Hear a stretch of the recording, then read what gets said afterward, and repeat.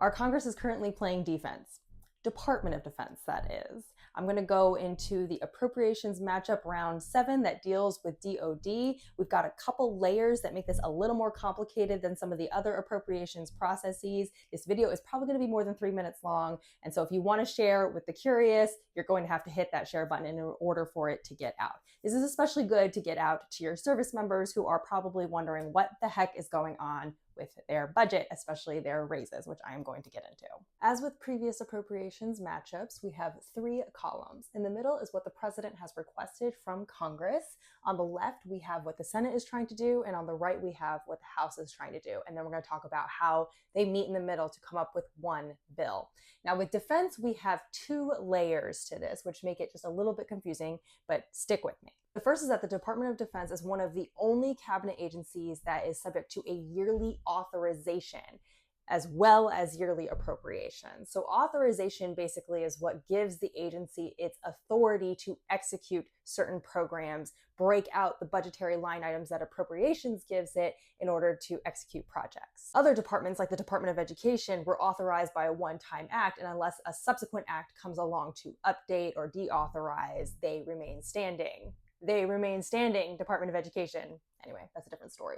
So we're still running on the FY25 NDAA. A lot of those obligations and authorities were extended through the continuing resolution. My wonky people can get into the details of exactly how that works, but we don't have a ton of time to dig into that right now. The point is that we're now trying to do FY26 National Defense Authorization Act. So in the president's request, he had asked for $893 billion of defense spending in total. Now, you'll have heard the $1 trillion number a lot, and that is because with reconciliation resources, the big beautiful bill, it all adds up to $1 trillion. So that includes like Homeland Security and all of that kind of thing. But strictly for defense, and this includes military construction, that was $893 billion.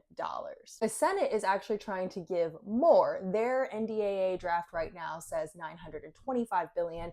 The House is sticking with the president's exact request, which is exactly how this whole process has been going. The Senate has been trying to go with what they believe is best and what has been requested by constituents, while the House has just blindly been following along with the president on most requests for this budgetary cycle.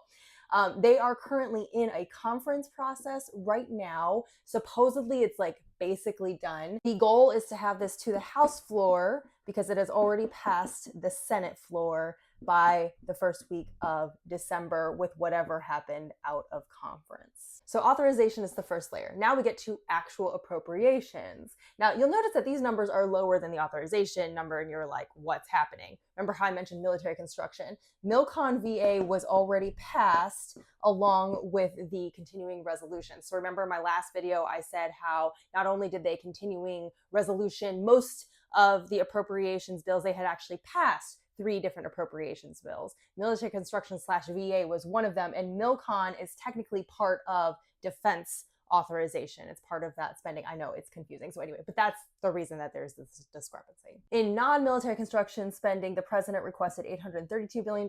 Again, the lemmings of the House have gone along with him. The Senate is asking for $852 billion. Now, from what I can tell, a lot of this is for service member pay. They're actually trying to give raises over in the Senate. I think they're still trying to do some raises over in these versions as well, but not as much and not to everybody.